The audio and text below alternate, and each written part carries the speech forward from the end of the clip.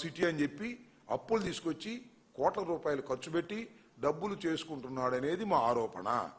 ప్రజలు అర్థం చేసుకుంటారు, వాళ్లే అవసరమైనప్పుడు తిరగబడతారు. మా మద్దతు అయినప్పుడు ఇస్తాం, that is a different matter.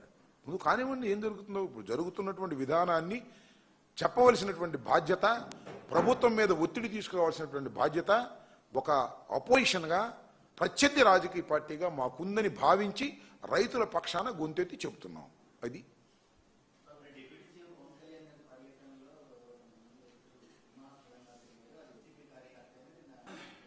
తర్వాత ఇది కామెడీ. ఏంటిది కామెడీ? పవన్ కళ్యాణ్ గారి టూర్లో ఒక అగంతకుడు ప్రవేశించాడు, అతని వల్ల ప్రాణహాని ఉంది మా నాయకుడికి, దీని మీద మీరు యాక్షన్ తీసుకోవాలి. ఎవరు తీసుకోవాలబ్బా?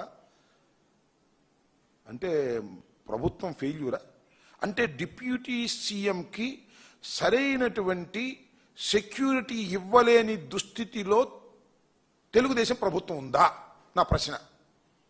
డిప్యూటీ సీఎంకి సరైన సెక్యూరిటీ ఇచ్చేటటువంటి పరిస్థితుల్లో కూటమి ప్రభుత్వం లేదా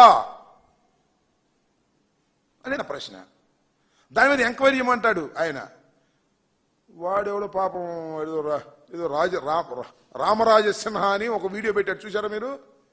అయ్యా, నేను పవన్ కళ్యాణ్ గారి అభిమాని అండి, ఆయన చూడటానికి వెళ్తున్నాను. చూడటానికి వచ్చి చూసి భయపడతాడు, నాకు అర్థం కాలేదు. నేను చూడటానికి వెళ్ళానండి, ఆయన అభిమాని అండి, ఇప్పుడు 15 సార్లు బ్లడ్ ఇచ్చారండి చిరంజీవి గారి దానిలో అని చెబుతాడు ఆయన.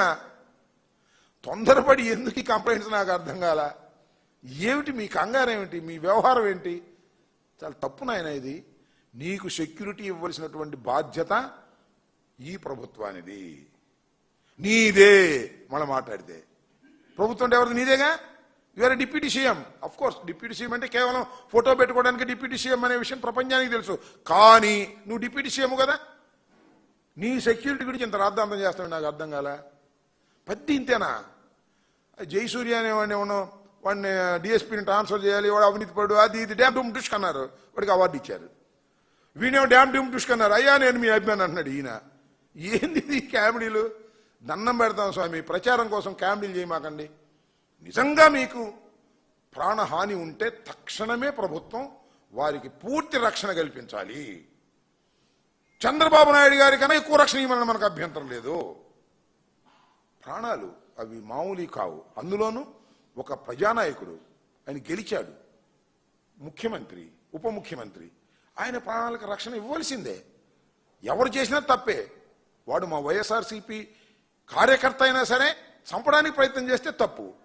వాడే దానిలో దొరబడ్డా. వైసీపీ కార్యకర్త చొరబాటు అని పెట్టాడు ఒక టీవీలో. చొరబాటు అంటే ఏంటో మరి నాకు అర్థం కాల. అంటే బార్డర్లో పాకిస్తానీలు చొరబడినట్టుగా ఉగ్రవాదులు చొరబాటులాగా పెట్టారు. ఎందుకంటే ఇంత పెద్ద పెద్ద హెడ్డింగ్లు పెట్టి చంపేస్తారు. అసలు అక్కడ ఏం జరిగింది? వాడేం, అయ్యా నేను, నా పేరు రామరాజు సిన్హా, నేను పవన్ కళ్యాణ్ గారి అభిమాని, చిరంజీవి గారి బ్లడ్ బ్యాంకులో 15 సార్లు బ్లడ్ ఇచ్చాను, ఆయన ఏదో చూడటానికి వెళ్ళాను బాబు అని ఆడుబతిని ఆడుతున్నాడు. ఎందుకు ఈ క్యామిలీలు చేస్తారు నాకు అర్థం కాదు. సీరియస్గా ఉన్నటువంటి రాజకీయాల్లో క్యామిల్ చేసి ఈ రకంగా ప్రచారం పొందేటువంటి కార్యక్రమం చేస్తున్నారు.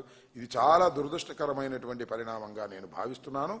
ఇప్పటికైనా పవన్ కళ్యాణ్ గారు కాస్త తెలుసుకొని ఎవరి మీద కంప్లైంట్ ఇవ్వాలో, ఎవరి మీద కంప్లైంట్ ఇవ్వకూడదో తెలుసుకోండి. దారిపోయే మీకు కోపం వచ్చిన వాళ్ళందరి మీద కంప్లైంట్ ఇస్తే ఆ కంప్లైంట్ ఇచ్చిన వాళ్ళందరూ చాలా గొప్పవాళ్ళుగా పేరు ప్రఖ్యాతులు పొందుతున్నారు. మీరు కంప్లైంట్ ఇచ్చినటువంటి జయసూర్య ఆయన అద్భుతమైనటువంటి పోలీస్ ఆఫీసరు, ఈయనకి అవార్డు ఇవ్వాల్సిందే అని కేంద్ర ప్రభుత్వం ఇచ్చేసింది. ఈయన మీద నువ్వు ఏదో వైఎస్ఆర్ కాంగ్రెస్ పార్టీ కార్యకర్త చొరబడ్డా అంటే, కాదు బాబు మేము నీ భక్తుడు ఆయన చెబుతున్నాడు. ఏదైనా పని చేసేటప్పుడు కాస్త తెలుసుకుని చేస్తే మంచిదని నాది ఒక ఉచిత సలహా. పాటిస్తే పాటించమని, లేకపోతే లేదనండి, మనకేం అభ్యంతరం లేదు.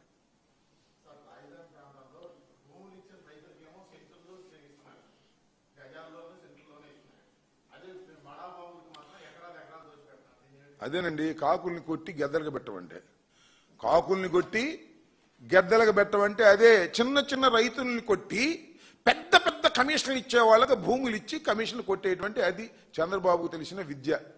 కాకుల్ని కొట్టి గెద్దలకు పెట్టేటటువంటి కార్యక్రమంలో ఇవాళ రాజధాని వ్యవహారం ఉంది. ఇది విషయం.